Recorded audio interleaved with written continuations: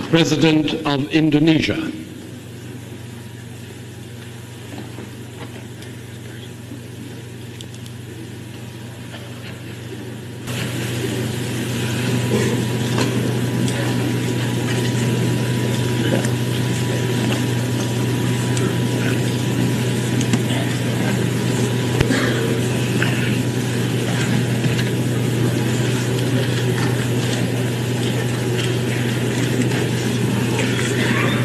Mr. President, Your Excellencies, distinguished delegates and representatives,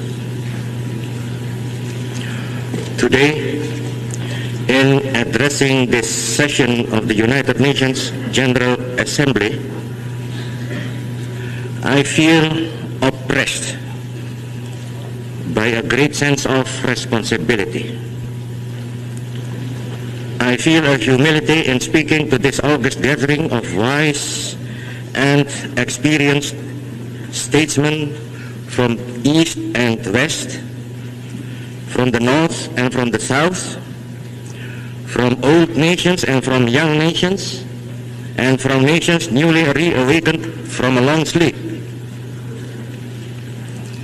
I have prayed to the Almighty that my tongue will find those words which are adequate to express the feelings of my heart. And I have prayed also that these words will bring an echo from the hearts of those who listen. It is my great pleasure to congratulate the President upon his appointment to his high and constructive office. It is also my great pleasure, on behalf of my nation, to offer a most heartfelt welcome to the 16 new members of the United Nations.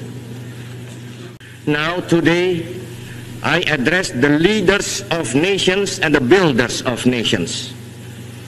But, indirectly, I speak also to those you represent, to those who have sent you here, to those who have entrusted their future to your hands. I greatly desire that my words shall strike an echo also in those hearts, in the deep heart of humanity, in that great heart from which has been brought so many shouts of joy, so many cries of sorrow and despair, and so much love and laughter. Today it is President Sukarno who addresses you.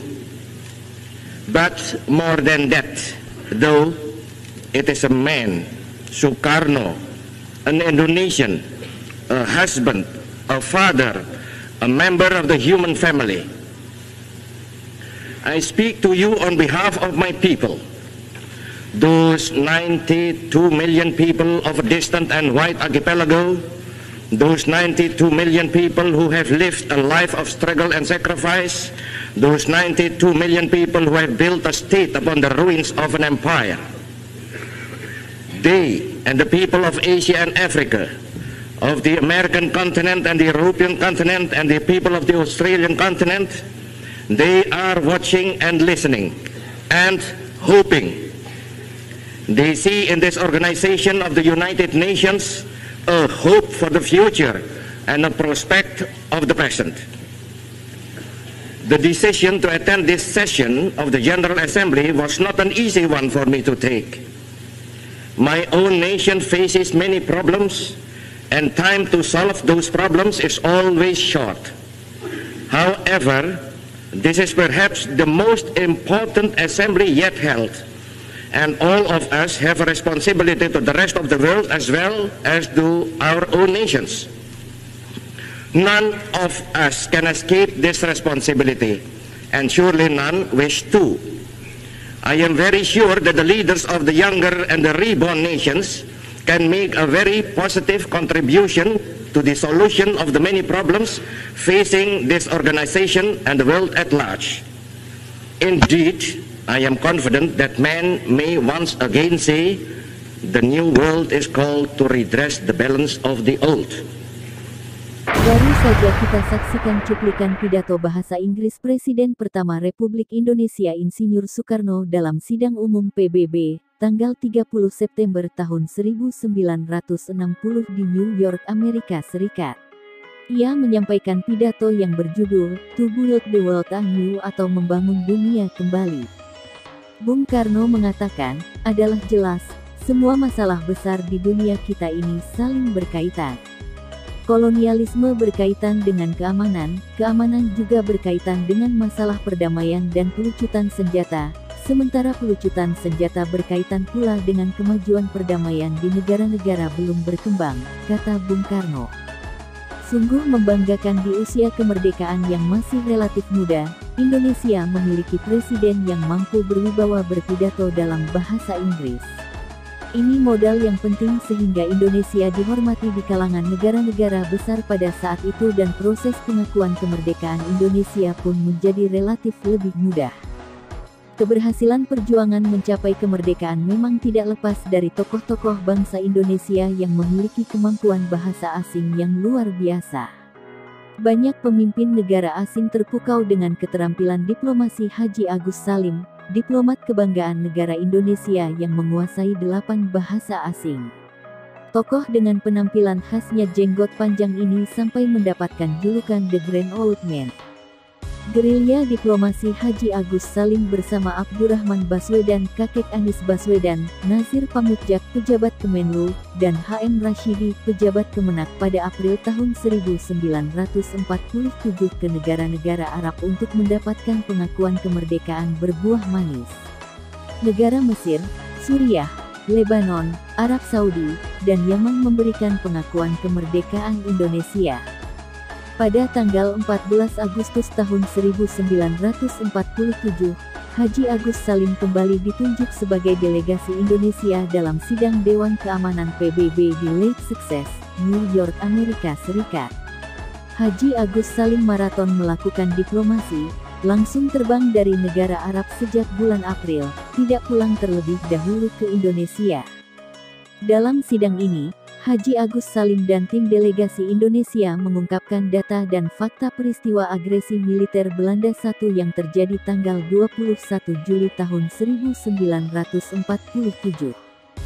Berkat pidato dari Haji Agus Salim dan tim delegasi, Indonesia berhasil mendapatkan dukungan dari mayoritas peserta sidang PBB terkait permasalahan agresi militer Belanda I. Tim delegasi yang menyertai Haji Agus Salim pada waktu itu antara lain Sultan Syahrir, Sujatmoko, Sumitro Joyohadikusumo ayah Prabowo Subianto, dan Charles Tambu. Sejarah membuktikan kemampuan keterampilan berbahasa asing sangat penting dalam perjuangan mencapai kemerdekaan. Dalam masa sekarang mengisi kemerdekaan alias masa pembangunan tentu modal berbahasa asing tetap sangat penting. Pemimpin dengan keterampilan berbahasa asing dan pengalaman pergaulan internasional akan lebih percaya diri dalam melakukan kerjasama dengan banyak negara. Oleh sebab itu pada kesempatan ini akan kita saksikan pidato berbahasa Inggris dari Capres Indonesia 2024. Sementara ini baru dapat kita saksikan pidato dari dua capres yaitu Anies Baswedan dan Prabowo Subianto. Capres yang lain agak sulit untuk didapatkan rekaman video pidatonya dalam bahasa asing. Selamat menyaksikan.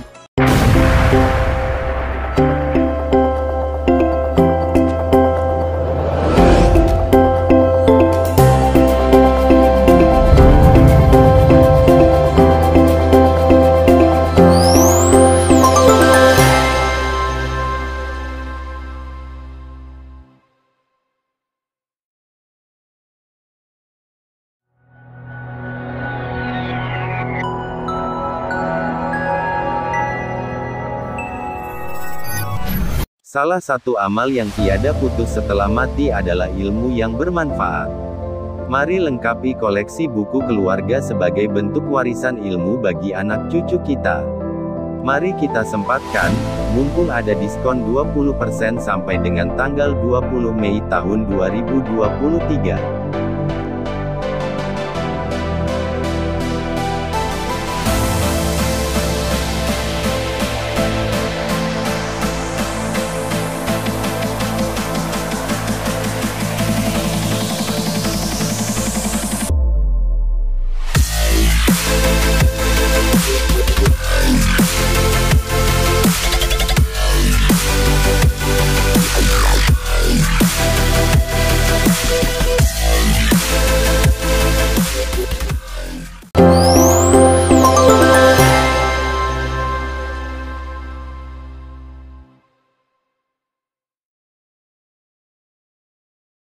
Baswedan, capres kelahiran tanggal 7 Mei tahun 1969 ini sudah akrab dengan dunia internasional ketika di bangku SMA.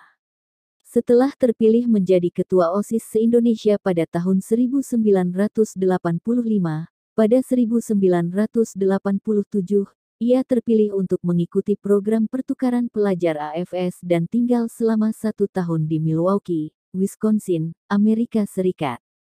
Selama di Amerika ia sering dibawa keliling berpidato oleh orang tua asuhnya di sana untuk mengenalkan Indonesia kepada masyarakat Amerika.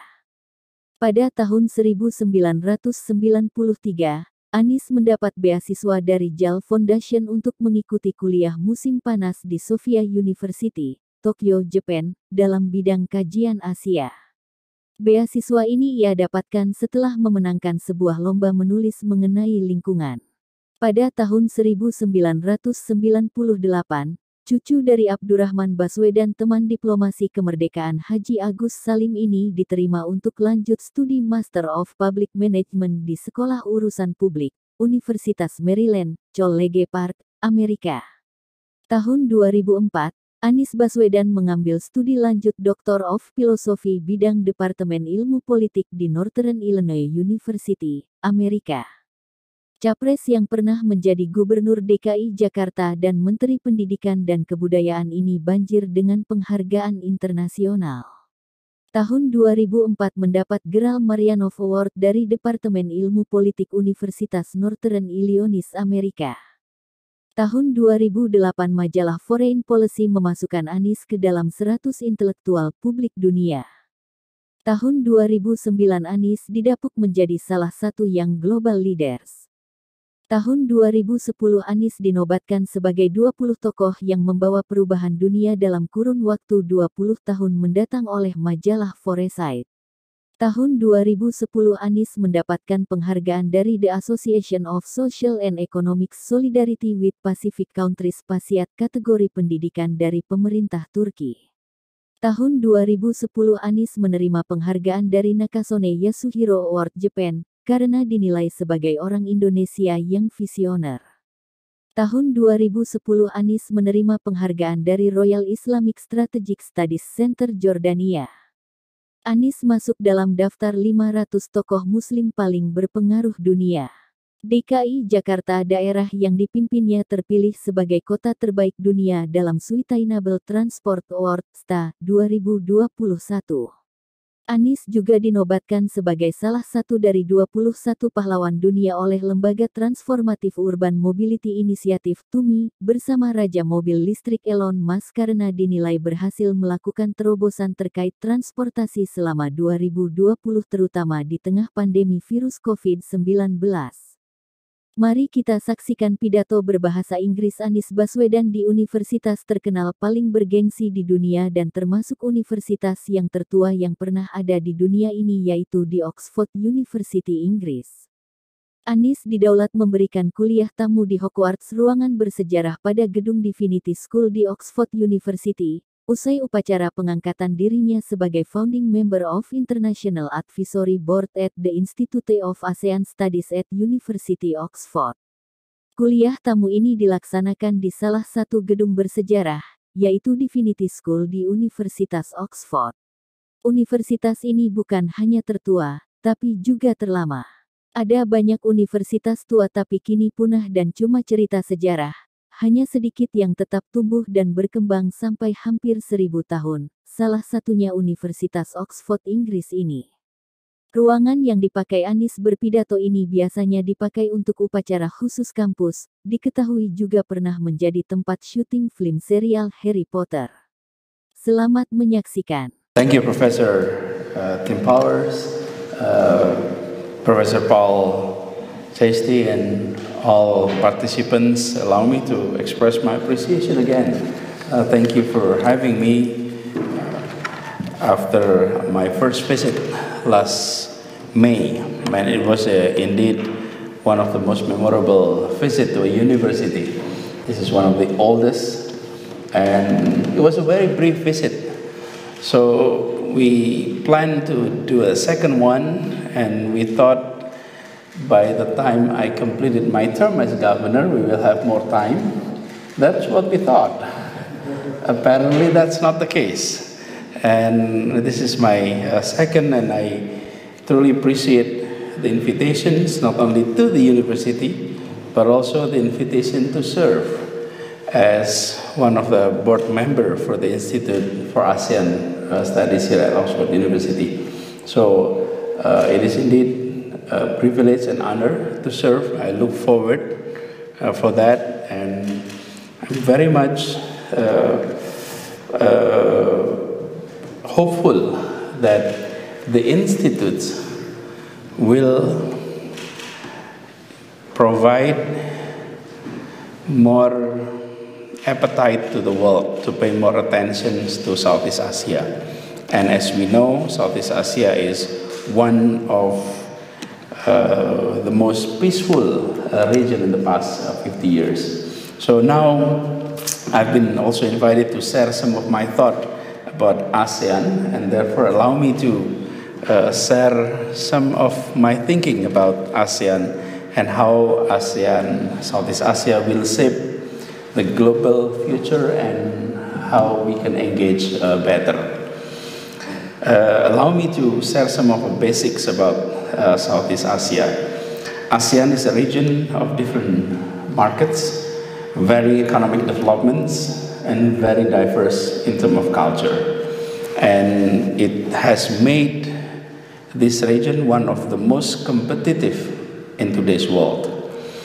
And diversity have led investors from wide range of opportunity and seeing this region as a region that has tremendous potentials.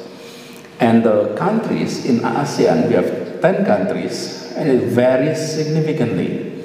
The largest, Indonesia, we have around 270 million people. And the smallest is Brunei, that has only around 400,000 people. And if I remember managing Jakarta, 400,000 is smaller than Kecamatan Cengkareng, because Cengkareng is 600,000 people. And you have Indonesia that have 1.8 million square kilometers. It's around 2,600 times bigger than Singapore. So we're talking about a region with more than 650 million people and varied in terms of size of economy, in terms of size of populations. But on the other hand, this is also a region where we are seeing diversity and unity walk hand in hand. When it comes to diversity, I think it's hard to find other region as diverse as Southeast Asia.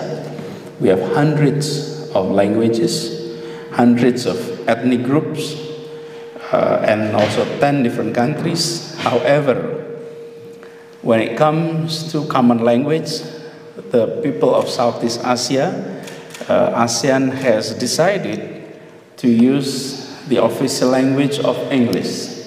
So the official language of ASEAN is English, even though some of our language in the region is quite similar, sometimes with different meaning. Selamat pagi in Indonesia and Malay means good morning.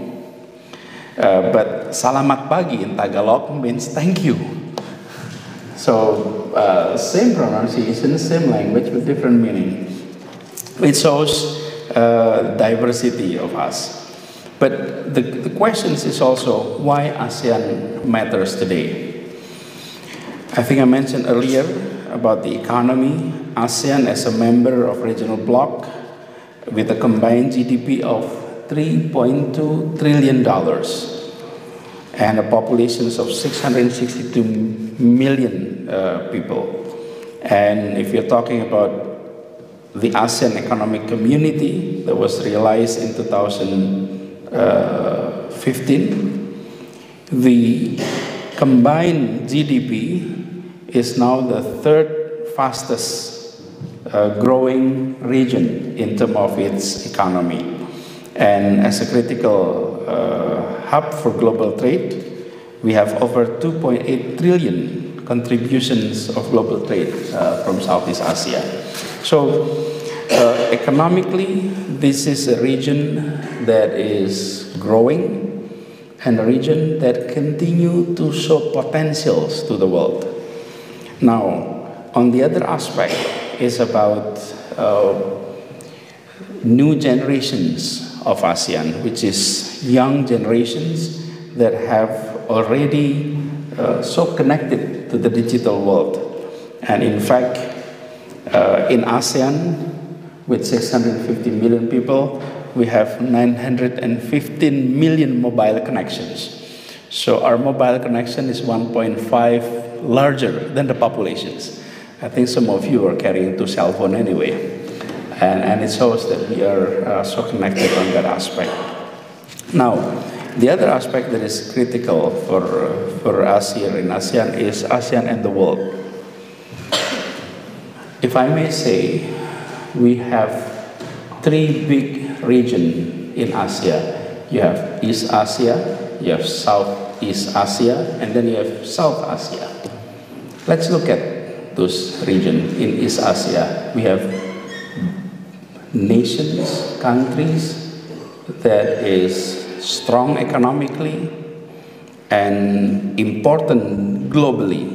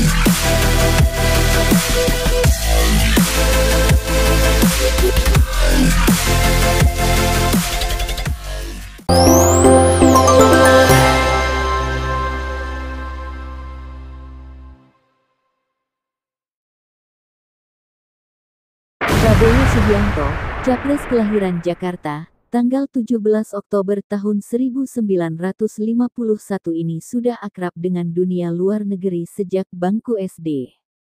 Ayahnya yaitu Profesor Dr. Sumitro Joyo Hadikusumo yang juga menjadi teman Haji Agus Salim dalam perjuangan diplomasi kemerdekaan Indonesia telah menyekolahkan Prabowo Subianto di Hong Kong sejak usia SD, dilanjut ke Victoria Institution, Malaysia.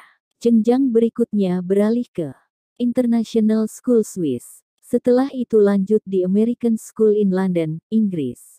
Prabowo juga pernah mengikuti Counter Terrorism Kurse GSG 9 di Germany 1981 sehingga relatif bisa juga bahasa Jerman.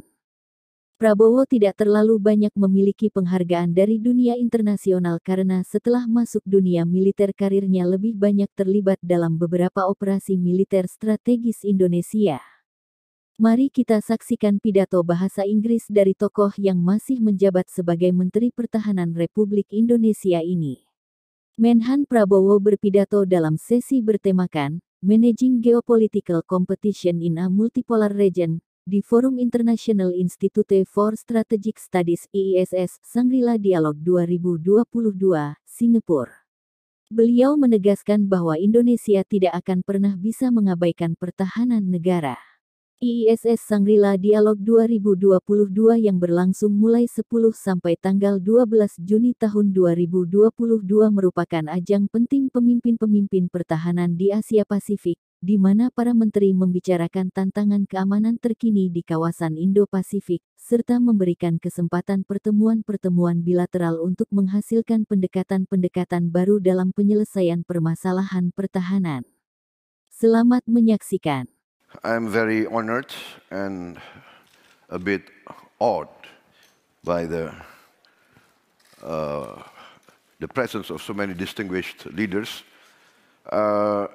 Also, I would like to congratulate His Excellency, Mr. Sébastien Lecornu, the new Minister of the Armed Forces of France. He's a bit younger than myself. His Excellency, Mr. Kishi Nawa, Minister of Defense of Japan. His Excellency Dr. Ng Eng Han, Admiral Teo Chee Hean, Senior Minister for National Security of Singapore. Distinguished colleagues, when we talk about managing geopolitical competition in this region, I must remind many of you, and I don't think I need to remind my brothers from Southeast Asia, that Southeast Asia, in fact, Asia has been for many centuries the crossroads of imperialism, big power domination, exploitation, depredation for many, many years. The Second World War resulted in a new spurt of independence movements, but these independence movements, the fight against imperialism and colonialism has been going on for many hundreds of years. The experience of our brothers in Indochina, the experience of our brothers in the Philippines, in India, in many parts of Asia and Pacific, makes us very, very aware of the need for wise and benevolent leadership. We are the most affected by big power competition. Therefore, in our experience, during the last 40 to 50 years, we have come to our own, the Asian way of resolving these challenges. We have decided that our common experience of being dominated, of being enslaved, of being exploited, forces us now to strive to create a peaceful environment, an environment of friendship. We had our differences. We have competing territorial claims. Even now, we have territorial differences with our brothers from Malaysia. We have claims with Vietnam, competing claims. We have differences with other countries, with China. But our view is that we must strive for understanding, for communication, and we are proud that we have proved to the world that former rivals, former enemies, we have bad experiences of confrontation, etc., etc. But we have resolved that. We have achieved, I think, maybe nearly 50 years of peace, 50 years of friendly cooperation, and we have succeeded in achieving prosperity. Therefore, in facing the current international dynamics, we are very concerned. Yes, we are very sad at what's happening in Europe, in the Ukraine. It seems far away from us, but it affects us directly. The food problem, the energy problem, we understand that. We understand the competing rivalry between the established world power and the rising world power. But for Asia, China has always been a great power for thousands of years. Our society, our culture is very much influenced by China, by India. The great religions in our country come from India, from China. Therefore, for us, we always will strive to respect all the big powers. For Indonesia, our stand is very clear. We respect all the big powers and all the powers that need to have their space, their rights respected. We support a rules-based international order because we are the most affected by any order that just relies on big power. Our experience of being colonized, our experience of being exploited is always in our subconscious. Therefore, Indonesia opted to be non-aligned. We opted not to be engaged in any military alliance. This sounds sometimes like we are sitting on the fence, but no. This is a conscious decision because for us to respect the interests of all our neighbors and of all the big powers in this region is essential. And we have achieved that with our brothers in ASEAN. And therefore, we are trying to achieve that in this situation. We are convinced that the leaders of the great powers realize the big responsibility on their shoulders. We are convinced that the leaders of China will stand up to their responsibility with wisdom and benevolence, because it is their philosophical teaching.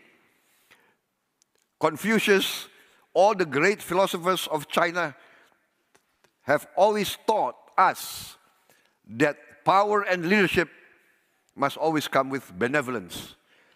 Therefore, we still are optimistic. We respect the United States. The United States actually has proven to be an anti-colonial power. They were one of the first colonies of Britain that fought against colonialism. They supported our fight for independence. We do not forget our friends who supported us. Australia also supported our independence.